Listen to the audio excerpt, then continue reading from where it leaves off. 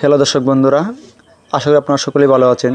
আজকে ভিডিওতে দেখাবো আমার হাতে একটি কৃত্রিম প্রজননকৃত একটি হলস্টিন ফ্রিজিয়ান ক্রস ষাঁড় বাছুর, আর আপনাদেরকে জানাবো ওর মা কী জাতের এবং তাকে কী সিমেন্ট দেওয়া হয়েছে এবং কোন বুলে দেওয়া হয়েছে। মূলত আমি একজন এডিএলের কৃত্রিম প্রজনন কর্মী, তাই আমি সাধারণত এডিএল কোম্পানিরই সকল ধরনের সিমেন্ট ব্যবহার করে থাকি।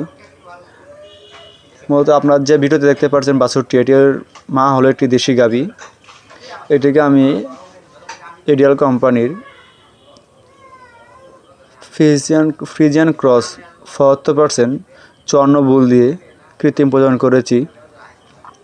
বাচ্চাটা খুব ভালো আসছে।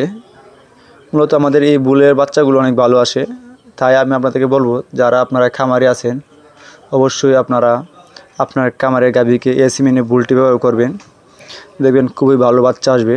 যদি গাভীটি আপনার ফ্রিজিয়ান ক্রস হয় তাহলে বুলটি ব্যবহার করবেন, তাহলে এর চেয়ে আরও ভালো বাচ্চা আসবে।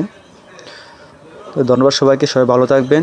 আর আজকে ভিডিওটি যারা আমার ফেসবুক পেজে দেখছেন অবশ্যই আপনারা নতুন হলে ফলো দিয়ে দেবেন এবং লাইক কমেন্ট করবেন। আর যারা ভিডিওটি আমার ইউটিউব চ্যানেলে দেখছেন নতুন হলে অবশ্যই আপনারা সাবস্ক্রাইব করবেন এবং লাইক কমেন্ট করবেন।